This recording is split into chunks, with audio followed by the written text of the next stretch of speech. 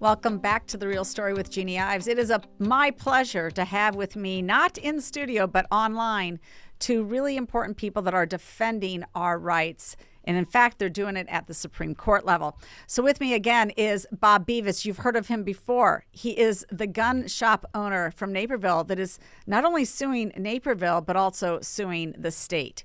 And then with him is Hannah Hill. She is the director for research and policy for the National Gun Rights Association. So we welcome both of them to the show. Thank you for coming on The Real Story with Jeanne Ives. Thank you for having us. I want to start with yesterday, the fact that Epoch Times picked up on your very important case. And the Epoch Times title was Illinois Defends Assault Weapons Ban at the Supreme Court. So we're going to go through a little bit of what has been happening with your case. You're one of many cases in Illinois right now that is opposed to their gun ban law legislation that was signed into law on January 11th, literally the last day of the last session, General Assembly, that Pritzker could sign this awful bill into law. But it has received multiple lawsuits since then, and yours is just one of them. But I think personally yours is the most interesting one because it goes a little bit beyond just protection of Second Amendment rights. It even goes to the heart of what businesses can and cannot operate in this realm. So Hannah, why don't we start with you? Thank you again for being here. Can you explain to us where, what's going on with the suit right now and where it stands? Of course. So as y'all know, this lawsuit started actually in Naperville with the AR-15 sale ban that the city council passed. So Robert was very active trying to fight that at the city council level. And then we connected afterwards to bring a lawsuit to try and block it. So initially we had asked for a temporary restraining order to stop it from going into effect so that Robert could continue to operate his gun store. Illinois passed their semi-auto ban, the statewide ban, only after all of that had happened. So we just expanded the lawsuit to include the state ban as well, expanded the request for a temporary restraining order, and then the district court said no. It was one of the worst rulings I think our legal team has ever seen. And that's a pretty high bar because there are a lot of really bad rulings out there on the Second Amendment. The district court judge simply trampled on the Second Amendment, but more to the point, she also trampled on the Supreme Court's Bruin ruling last year, which completely changed the way lower courts are supposed to analyze Second Amendment cases. So we appealed that to the Seventh Circuit. We asked them for an injunction as the rest of our cases pending to block both the state and the city's gun bans. They said no as well. And so we took it to the Supreme Court. Now, the Supreme Court does not often intervene on an emergency basis. They prefer to step in only after it's been fully litigated in the lower courts. Mm-hmm. But in our case, Robert is about to go out of business. And after we appealed to the Supreme Court, then the preliminary injunction in another case that blocked the statewide ban was also overturned. Or stayed, it would be the more accurate term there. Mm-hmm. So now no one in Illinois can exercise their Second Amendment rights as far as so-called assault weapons are concerned. So we're asking the Supreme Court to step in and intervene on that. A right delayed is a right denied. And at this point, we're just waiting to see what they say. So it does get very complicated. You had a couple different court cases at the state level. You had a couple different court cases going in at the federal level. And you're right, there were a number of lower court decisions that basically said this gun ban is unconstitutional and we are going to put an injunction on actually prosecuting anybody for violating this so-called law. And then you had higher courts overturn that. And so it went back and forth. You could purchase weapons, you couldn't purchase weapons, and then you could do it again, you couldn't. But in the case of you, Robert, essentially, you've never been able to reopen your shop after the Naperville City Council shut you down. Is that correct? Yeah, that is correct, yes. Mm-hmm. So what happened is, basically, once the ordinance was enacted, even though it wasn't being enforced yet, the customer base started to decline rapidly. And around in December, they enacted it in August, and by December, we were down to 15% of our normal business. people just believing that we were going to go out of business, or they may not be able to get their guns, and canceling back orders, things like that. And then once the ban was in effect, it was sort of, all over the state, Hmm. and then when the injunction came in place, that was even worse because we had lots of people running to the store saying the injunction's in place, we can buy what we want. And I had to tell them, no, you can't. Naperville's ban is still there, and I was unable to sell, which really forced those customers to other gun shops, and caused irreparable harm to us. It's a really bad situation, Jeannie. It's terrible. In fact, Naperville is literally surrounded by how many different communities? Naperville's the fourth Yeah, largest community in the state of Illinois. It's right next to the second largest community in the state of Illinois. It's surrounded on all sides by other communities, all of which you would have been able to actually sell those types of weapons. Naperville lost their mind on this. yeah, It's an insane that is. policy that had no, there was no nexus between shutting down your store and then creating a more safe environment for anybody on the streets. What part of your lawsuit deals with that fact, the fact that shutting down illegal gun owners, shutting out legal gun owners and shutting down a legal business has no impact on safety? Is that part of your arguments, or am I wrong? So the thing is, what the Supreme Court said in Heller is that the enshrinement of constitutional rights necessarily takes certain policy choices off the table. Mm-hmm. And they said that acknowledging the fact that there is a public safety argument that the left puts forward in an attempt to defend gun regulations like these.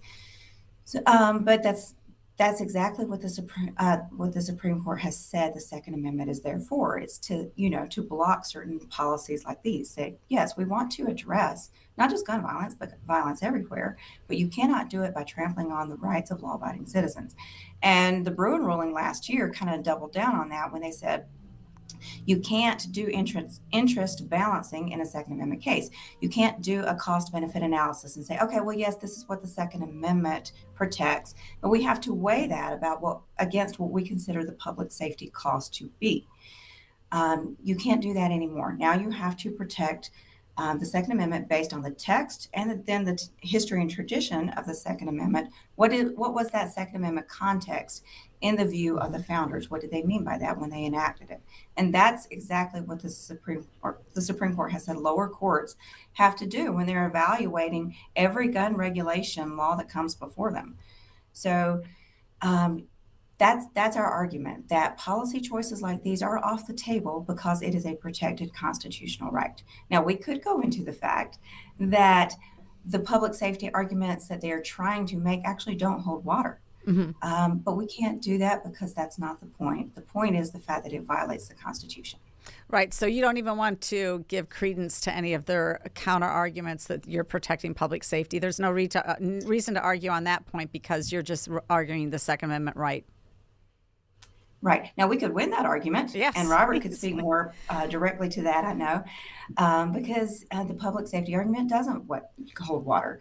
Guns are necessary for self-defense, and the Founding Fathers' view of stopping violence was always with somebody else there who is armed and ready to stop the bad actions of the ill-intentioned. But while we could win that argument, we're not going to play on their turf. Okay. So we're keeping it on the constitutional right because that's exactly what it's there to do. Is there any impact in your case regarding Robert's store to the fact that they are very, that's discriminatory to some, taking away the Second Amendment right? This is very discriminatory to his business. Mm-hmm. They're I don't know. Right. Well, we're definitely asking for damages because basically what you have is a law-abiding business owner selling a constitutionally protected product. And then you have the local political body decide it's an unfavored business and pass a law essentially banning what the Constitution protects. That's not something that they can do. And so we're not only asking for attorneys' fees and costs to cover our costs of litigating this, we're also asking for the damages for what they have cost Robert. Because you can't just decide that when Robert's selling a product that the Constitution and the Second Amendment protects. You can't just decide, I don't like that, we're going to put him out of business. So let's go forward to the fact that now the Supreme Court is looking at it in an emergency appeal to put an injunction in so that he can get his business back up and going. And as this case plays out through the courts, which could take years, correct? Could it take years? It could. So first of all, I mean, how difficult is it to get that type of attention by the Supreme Court on this case? Why do you think that they are giving you this attention? What has Naperville responded? And if so, are you aware of that response? And where do you think this is going to lead? I know that's a lot to unpack, but I think it's really important to discuss. Trust me, we have lived and breathed this for the last week. So it is a long shot. Okay. We appealed this. We asked for this emergency relief from the Supreme Court. What's a long shot? What the outcome's a long shot, or the fact that you got the Supreme Court's attention, that was a long shot? Getting the Supreme Court's attention is a long shot. Okay. Sorry. No. When you ask for the Supreme Court's emergency relief, when you ask for an injunction while the rest of the case is pending elsewhere, typically speaking, the Supreme Court doesn't like to do that. They prefer to step in only after the fact, after everything's been fully litigated. Then they step in and say, oh, no, you got it right, or yes, you got it wrong. Mm-hmm. So we're asking them to do something fairly unusual, and they usually say no. Now, for an emergency petition like ours, it goes to one Supreme Court justice first. They each take a certain section of the country to receive and screen those emergency appeals initially. For the Seventh Circuit, that would be Amy Coney Barrett. So she took our appeal for injunction, and she had the option to say yes and to single-handedly block both of these laws. She still has that option. She could say no, or she could send it to the full court and they could all vote on it. Now, what she ended up doing is asking Naperville and Illinois to respond. We were surprised. We didn't think it would get that far. Wow. But what she essentially did is turn to them and said, okay, now give me one good reason why I should not grant this relief. And so they did. And honestly, it's kind of surprising what they said. They simply, if I may say so, they kind of doubled down on stupid. They said, did everybody catch that? They doubled down on stupid. I'm not surprised. You might be surprised. I'm not surprised. Robert's not surprised, but go ahead. Well, I mean, it's the sort of thing, like if your petition is going to the Supreme Court and your case is kind of hanging on by a thread, you're not going to basically twist the Supreme Court's own words to their faces. But that's what they did. Okay, yeah. Explain more. Well, they're saying that in the first place, they're saying that the most commonly owned weapon in America, the most popular rifle in America, the AR-15, is not in common use for self-defense. More to the point, they're also saying in order to defend that, they're saying that you have to prove that these weapons are not commonly owned for lawful purposes, but you have to prove that they are often used for self-defense. They're giving us, okay, and I don't know, they don't have it. Insane. Have they not? Yeah. Do they not read the news on a regular basis about guys with good guys with guns, like an AR-15, actually helped? Right. But see, that's the thing too. They didn't define a threshold, a supposed threshold we're supposed to meet. But the more important point is that that's not what the Supreme Court says. The Supreme Court says that these weapons are protected for use, for ownership, in case of confrontation. Not that it's only protected if you actually have to use it. Most people won't, and that's a good thing. But you have it just in case, and that's what the Supreme Court has protected. So to twist their words right to their faces, it almost feels like they're daring the Supreme Court to step in. And then, of course, they reverted back to the interest balancing, kind of a backdoor approach, but it's still interest balancing. They're still pointing out the supposed public safety benefits of their gun control policies. And again, that's exactly what the Supreme Court just said less than a year ago that they can't do.